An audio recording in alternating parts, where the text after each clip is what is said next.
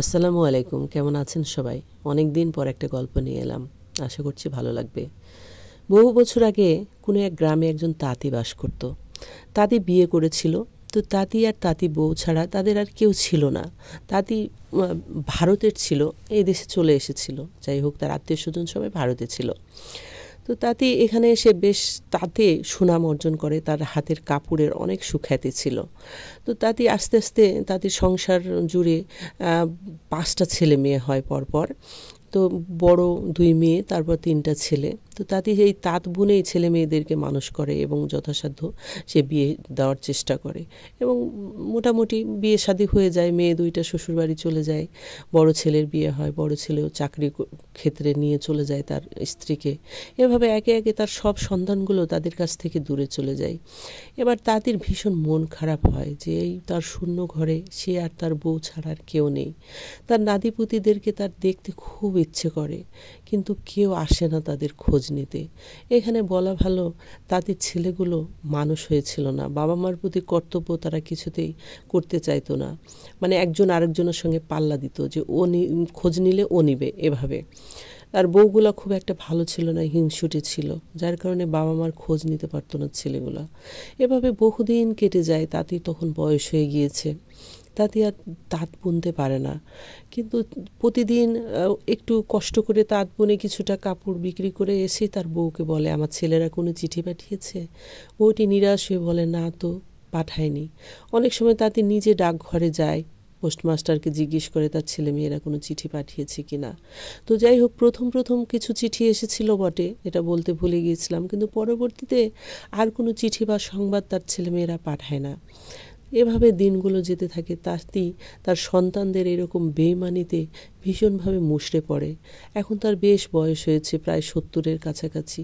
আর তাঁত ভালো করে বুনতে পারে না, চোখেও ভালো দেখতে পারে না। চশমাটাও অনেক দিন হলো ভেঙে গিয়েছে। তো যাই হোক, এভাবে তাঁতির বউ আধাবেলা খেয়ে কোনো রকম দিন কাটে। একটা সময় তাঁতি বেশ অসুস্থ হয়ে পড়ে। তার ভীষণ কষ্ট হয়। সে আজ 3 দিন ধরে তাঁত বুনতে পারেনি। তার আজ 2 দিন ধরে তারা কিছু খেতে পায়নি, তাদের হাঁড়ি চলেনি চুলোতে। তো সে ভীষণ মন খারাপ করে বারান্দায় বসে আছে। তার বউ ঘরে ঘুমোচ্ছে। অনেক রাত। তাঁতির একটা বেড়াল ছিল আর একটা কুকুর।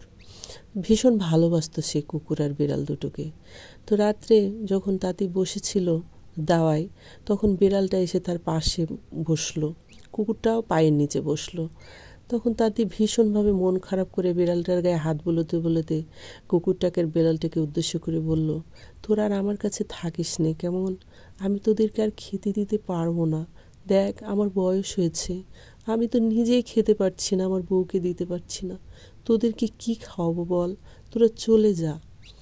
কথা বলে তাঁতি ভীষণভাবে কান্না করতে থাকে এবং চোখ মুছতে থাকে। একটা সময় তাদের ওখানেই তার চোখ দুটো ধরে আসে, মানে কিছুটা ঝিমুনি ভাব আসে। কিছু একটা শব্দে তাদের ঘুম ভেঙে যায়। সে চোখ তুলে তাকায়, ঝাপসা চোখে অন্ধকারের মাঝে, মানে চাঁদের আলোতে যতটুকু দেখা যায়, সে দেখতে পায় একটা সাদা ধবধবে নতুন বিড়াল এসে তার পাশে বসেছে এবং তার পায়ের সঙ্গে মাথা ঘষছে। সে তখন বলে যে, আমার পুরাতনগুলোকেই তো খেতে দিতে পারি না, তুই আবার কি এসেছিস বলতো? তোকে আমি কোথার থেকে খাওয়াবো? যা, চলে যা, আমার এখানে কিছুই নেই, কষ্ট পাবি। বিড়ালটা কিছুতেই যায় না, মাথা ঘুষতে থাকে। এর কিছুক্ষণ পরে তাঁতি হাউমাউ করে কেঁদে ওঠে। বিড়ালটাকে দেখে সে জোরে জোরে বলে ওঠে, তুই কেন এসেছিস বল? আমার নিজের সন্তানেরাই তো আমার খোঁজ নেয় না। তুই কেন এসেছিস? আমি তোকে কি খাওয়াবো? চলে যা তোরা আমাকে ছেড়ে।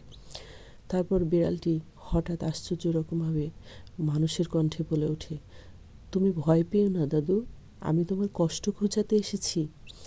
তাতে এবার চমকে ওঠে, কী ব্যাপার, বিড়াল ছানা কথা বলে কেন? তারপর সে ভালোভাবে লক্ষ্য করে বিড়ালটি আস্তে আস্তে একটা ছায়াতে পরিণত হলো, সাদা ছায়া, অপরূপ দেখতে একটা ছোট বালক। তারপর সে বলল, তুমি মন খারাপ করো না দাদু, তুমি তাতে হাত দাও, তোমার তাঁত চলবে। তাতে বলল, কি করে? আমি তো চোখে কিছু দেখতে পাই না আর ভালো মতো, আর শরীরে আর সেই শক্তিও নেই, আমি আর পারি না। ছেলেটি বলে, তুমি যে তাতে হাত দাও, দেখবে তোমার তাঁত অটোমেটিক চলবে। তাঁতি এবার উঠে তারপর তাঁত ঘরে যায়। টিমটিমে একটা লণ্ঠন জ্বলছিল। তাঁতি সেখানে তাতে হাত দেওয়ার সঙ্গে সঙ্গে তাঁতটি নিজে নিজেই চলতে শুরু করে এবং অনেক কাপড় বুননো শুরু হয়ে যায়। তাতে তো মহা আশ্চর্য হয়। আশ্চর্য হওয়ার পরে এবার আবছা বালকটি বলে, দাদু এবার তুমি তোমার তাতে হাত দাও। এবার তাতে হাত দেয়, তখন সেটা থেমে যায়। বালকটি এবার বলে, দাদু তুমি প্রতিদিন রাত্রের একটা সময় এভাবে তাতে হাত দেবে, তোমার অনেকগুলো কাপড় বুনন হয়ে যাবে, তুমি সেগুলো সকালে বিক্রি করে এসে তোমরা দিন চালায়ও, আর তোমাদের আর কোনো সমস্যা হবে না। তাই বলে সেটি চলে যায় ছায়াটি। তাতে কিছু বুঝে উঠতে পারে না। তারপর খুশি মনে সে তার ঘরে তার স্ত্রীর কাছে ফিরে আসে। তখন সকাল হয়ে গিয়েছে। তার স্ত্রী ঘুম থেকে উঠে তাঁতিকে দেখে। তাঁতি বেশ প্রফুল্ল মনে। তার বউ জিজ্ঞেস করে, কী গো তুমি এত খুশি কেন? তাঁতি বলে, চলো না আমাদের তাঁত ঘরে যেয়ে দেখি কি হয়েছে। তারপর দুজনে এসে তাঁত ঘরে ঢুকে দেখে অনেকগুলা কাপড় ভাঁজ করা অবস্থায়। তার তাঁত বউ জিজ্ঞেস করে, কী ব্যাপার, এত কাপড় কে বুনে দিল তোমাকে? এবার তাঁতি বলে, এক আশ্চর্য রকম বালক এসেছিল জানো, সে আমাকে সাহায্য করেছে। তাঁতি বউ তো আশ্চর্য হয়ে যায়, বলে, কে সে? তাঁতি বলে, সে হয়তো কোনো ভালো জিন হবে, আমি জানি না। তারপর থেকে তাঁতির আর কোনো সমস্যা হয়নি। সেই ছোট্ট ভালো জিন বালকটি তাঁতির মায়ায় পড়ে গিয়েছিল। তাঁতির মন খারাপ দেখে সে সব সময় তাঁতির আশেপাশে ঘুরত, কিন্তু কখনো তাঁতিকে দেখা দেয়নি। তাঁতির এই দুঃসময়ে সে তাঁতিকে দেখা দিয়েছিল এবং তাঁতির সেই আবার নতুনভাবে তাঁতটা চলতে শুরু করেছিল এবং তাদের শেষের দিন জীবনটা বেশ ভালোভাবেই কেটেছিল।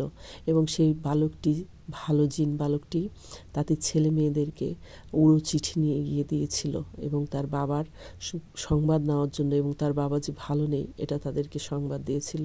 পরবর্তীতে তারা এসেছিল, তার সন্তানেরা সবাই এসে তাঁতির কাছে জোড়হাত করে ক্ষমা চেয়ে তারা সুখে শান্তিতে তাঁতির বউয়ের সাথে গ্রামে সবাই ফিরে এসেছিল। পরবর্তীতে তার ছেলেগুলো, তারপর তাঁতির অনেক বড় তাঁত কারখানা হয়েছিল। ছেলেরা অনেকে হয়তো তার সঙ্গে কাজে যোগদান করেছিল। এভাবে গল্পটি আমার এখানে শেষ হয়। তো জিন শুধু খারাপ হয় না, ভালো জিনও হয়। আমার গল্পটির মূল এটা হচ্ছে যে আমরা সবসময় জিনের খারাপ দিকটা দেখি, কিন্তু জিনেরাদের মধ্যেও যে ভালো জিন আছে, সাহায্যকারী আছে, এটাও কিন্তু সত্য। ধন্যবাদ।